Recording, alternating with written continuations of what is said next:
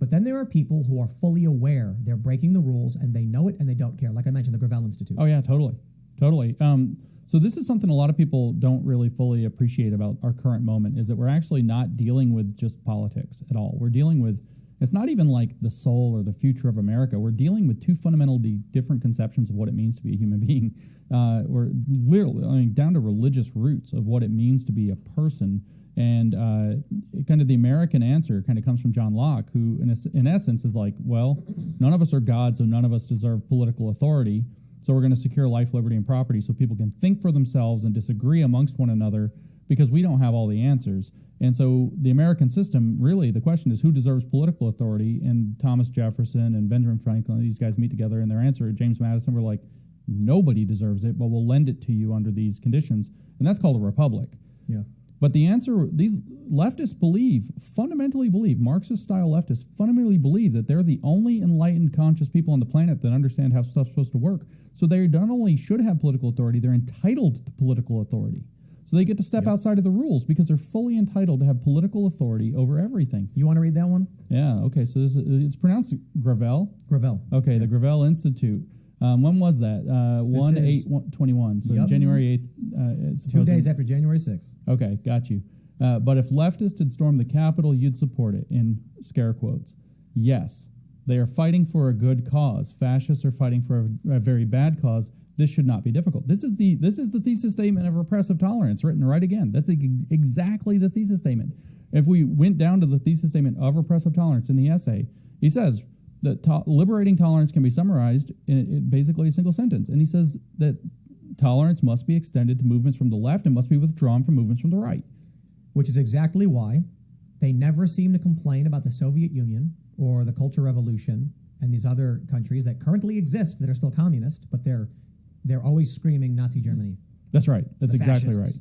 The fascists, that's right. They never recognize that if you actually read Marx's different stages of history, where you bail out of capitalism, you have your revolution, and you have a dictatorship of the proletariat. That's the next stage. That's called socialism. That socialism is actually a fascist state that is supposed to dialectically unwind to a utopia, which it's not going to do. There's a meme, and this female journalist, personality leftist, tweeted, people often point out how socialism has failed in so many countries. But if it doesn't work, you don't just give up. You keep trying. And then someone responded, they said, like cooking, if you make a mistake, you just start, try again. And someone responded with oops, burn the souffle. And it's a picture of pile of skulls. Brutal murder. Well, that is actually their idea. So the idea is, to get deeper into the philosophy behind it, that you have this thing out floating in the world. This is Hegel. Okay, so Hegel precedes Marx. Marx retools Hegel and makes it material. Hegel's idea is that there's this literal concept of God called the absolute idea. So it's the perfected idea, the absolute, Platonic form of how everything in the universe should operate. It's the deity. But we don't have access to that. So it splits into two sides, the theoretical idea and the practical idea. The theoretical idea is our idea about it, our guess about it, our theory, or how we think the world's supposed to work. The practical idea is how it actually gets implemented, usually through the state.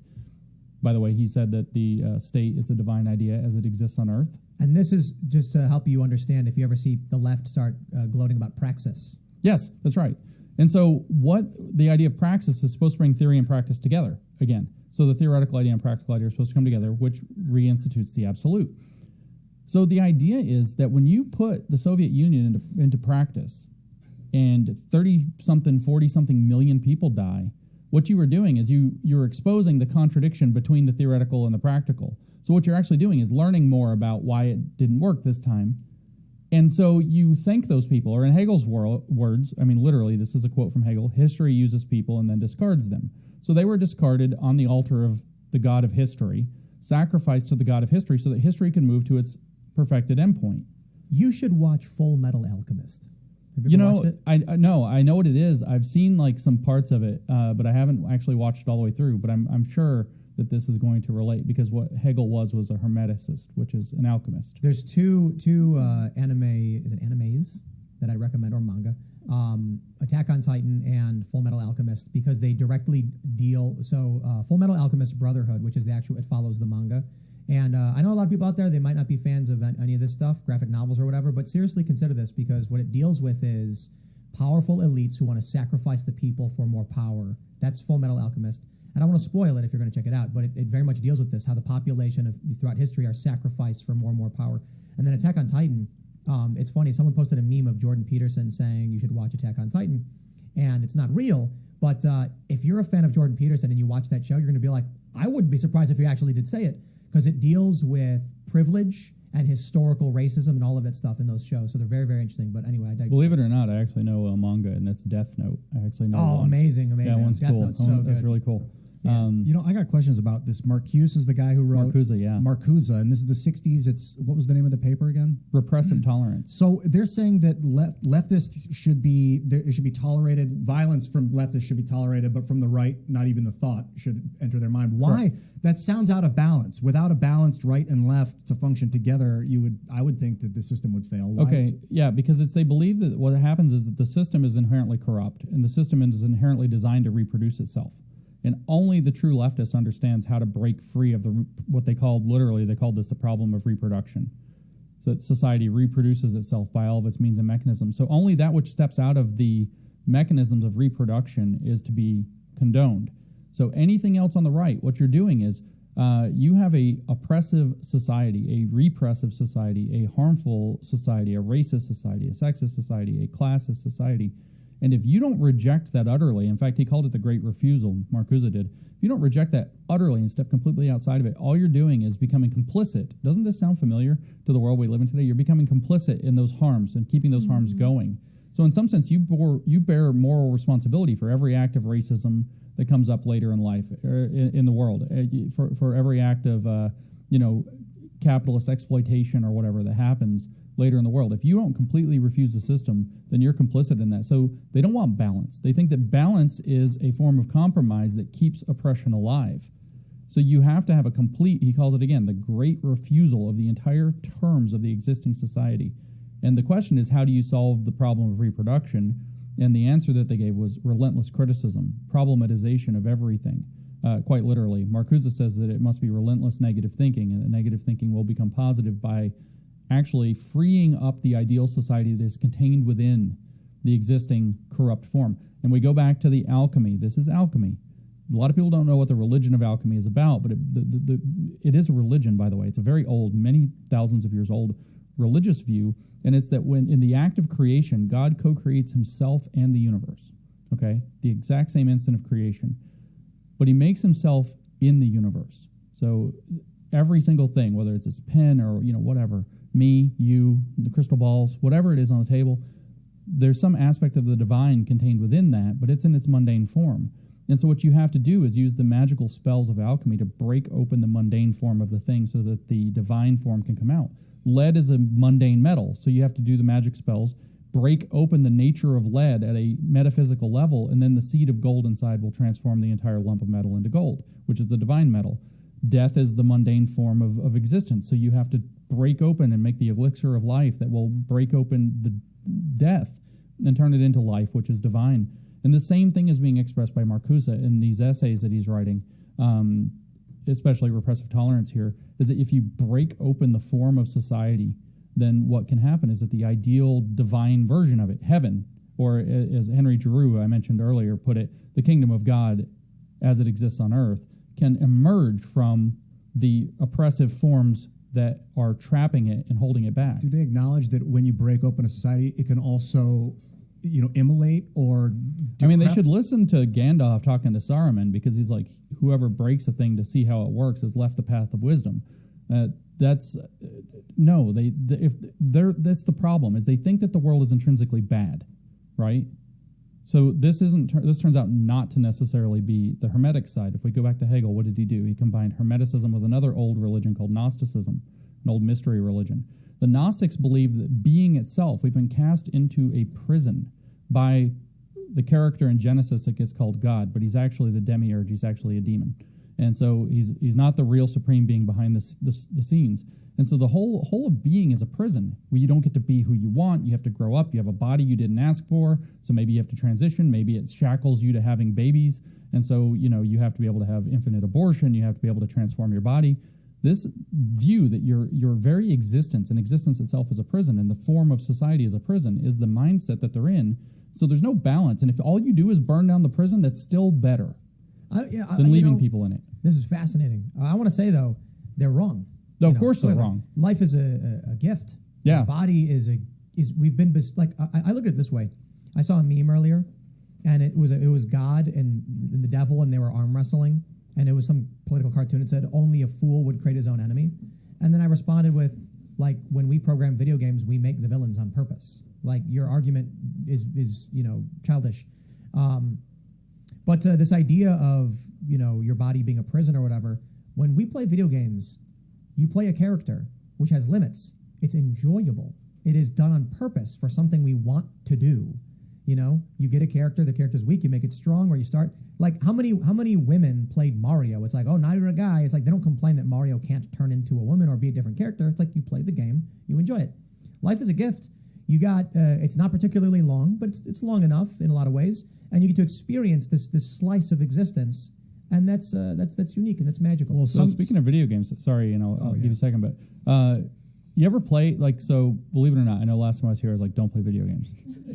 But believe it or not, I used to play video games, and I got really into, at one point, this Final Fantasy series, and I was playing Final Fantasy X, which is that legendary kind of, epic story. Everybody gets all excited about it. And it turns out that the game is set up so that you can actually, get these crystals or whatever they are and just keep making your character stronger and stronger and stronger. And it turns out I was playing on my brother's account or whatever, and he left. He went out to San Diego for 3 weeks, and I'm just playing, and I'm bored, like just chilling every night playing the game.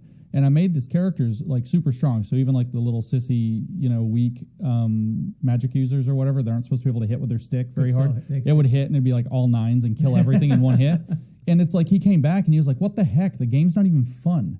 Yep. So when you go God mode in a game, it's not even fun anymore. Exactly. It takes everything away from it. And so, this idea that the body is a prison completely misses the give and take of reality and of life that makes life interesting and worth living.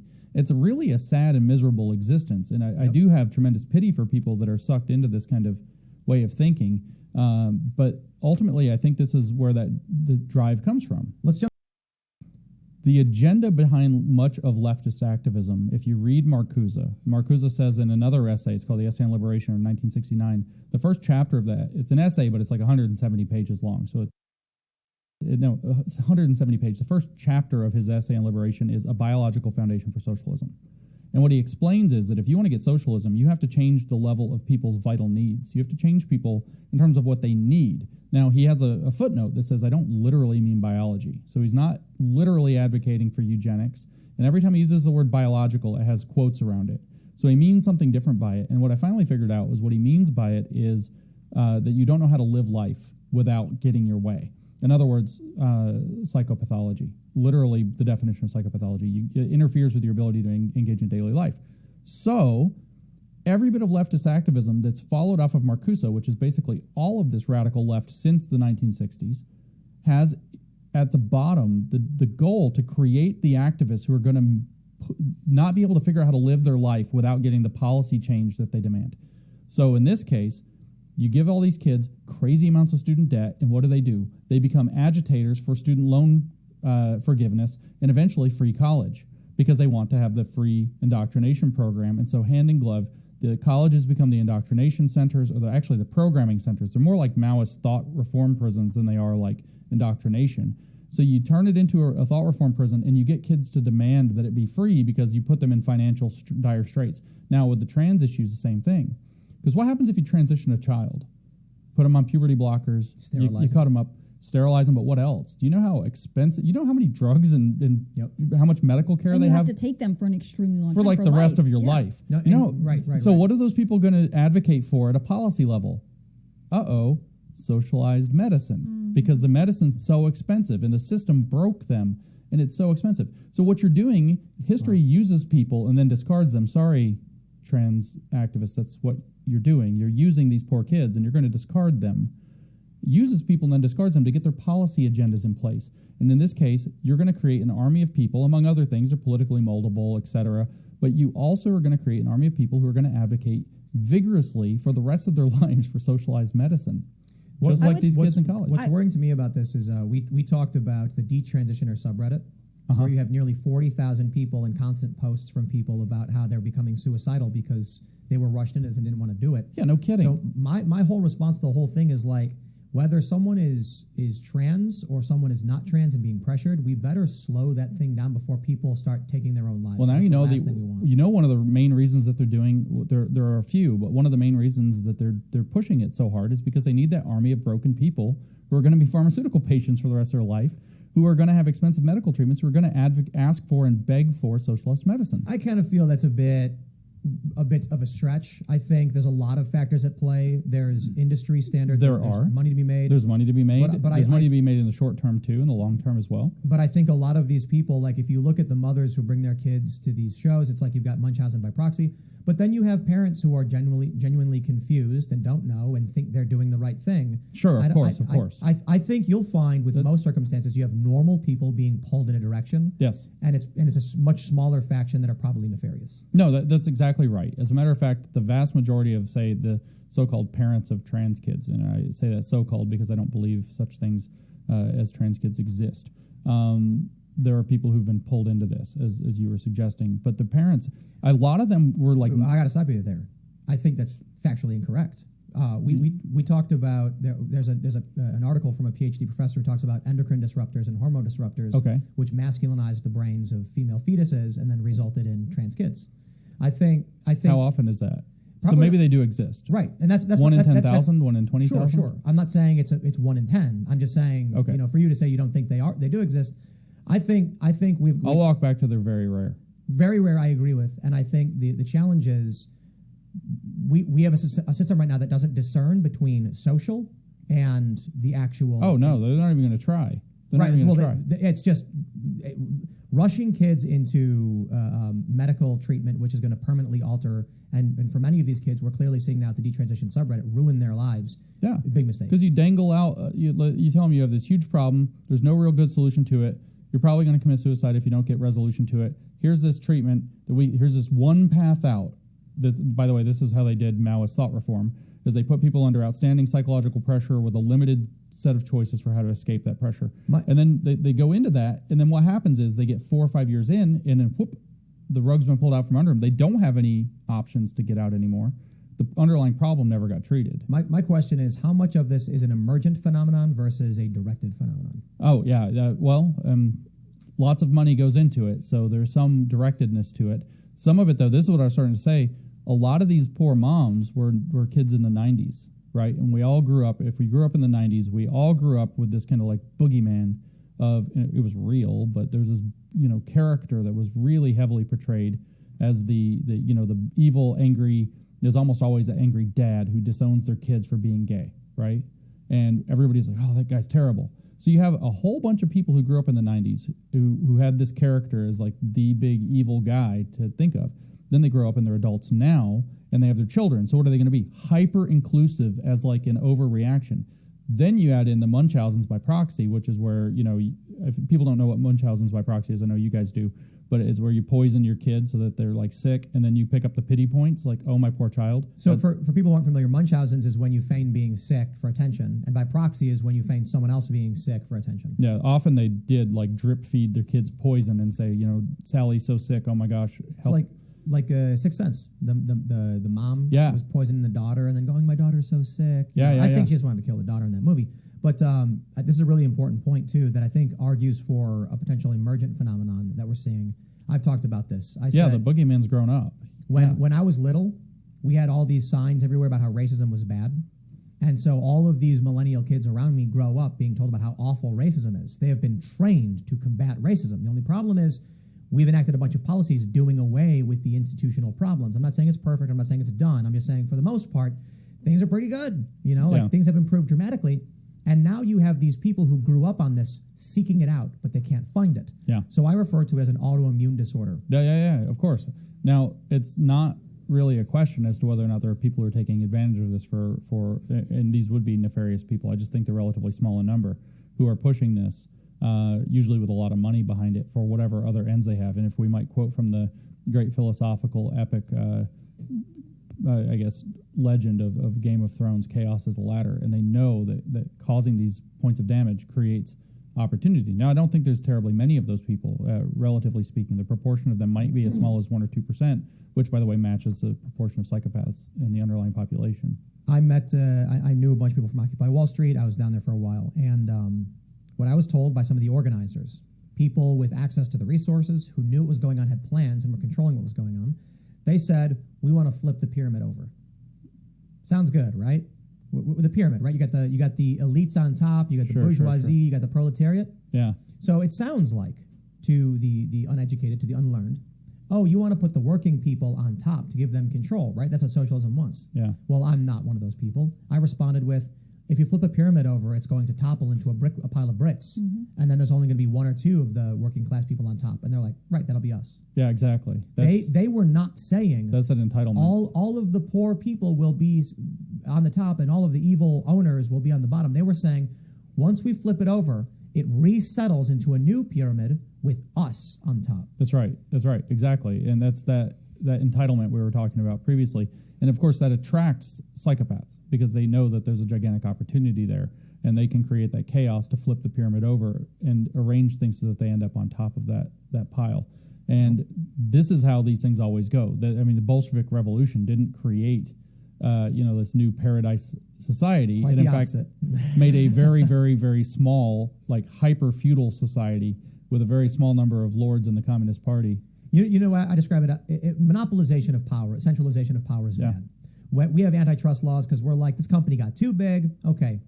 Communism, socialism, and any kind of authoritarian government system skips the process by which power coalesces and just instantly snaps it all right to the center. Yeah. Okay, that's not good. That creates problems. And it turns out that the people it puts in charge are people who are good at accumulating power. They're not people who know how to do anything. They're just people who are good at accumulating power and maintaining power. Like I learned recently, I was talking with a woman she grew up in the Soviet Union, and her family was fortunate enough to survive, and it fell, and then they came to America in the 90s. And she was saying, do you know why they made us wait in bread lines? It wasn't because they could have set up more bread lines. It's like literally nobody had anything to do. It wasn't that. It was that if you waited 4 to 5 to 6 hours in line for your ability to eat dinner that night, you weren't doing anything else. Right. You couldn't go do something else. I saw a really interesting meme. Someone posted about, I can't remember where I saw it. They posted about how when they were younger and in school, the teacher, they were doing a history lesson, and the teacher all of a sudden snapped at one of the students and accused them of breaking some rule they clearly did not break. Like, you were speaking loudly, go to the principal's office. And then when the student was like, no, I wasn't, the teacher said, does anybody else want to back him up? Anybody else want to put their name in that and go to the principal's office with him, defend him? And none of the kids said anything. And she goes, okay, pack your things, go. See, that's why they say. But as soon as he left, she said, I know he didn't do anything wrong, but none of you would actually call out the fact because the authority told you and you were scared. Well, I'm glad that she made that point because that's why they say that the first person to stand up it does take courage, but they're not the one who has the most courage. It's the second person who stands up because they know what they're in for. Yep. That takes the most courage. And then once you get over that hump, the third person it takes less, the fourth person it takes less, and on and on and on. And that's how courage actually works. In a lot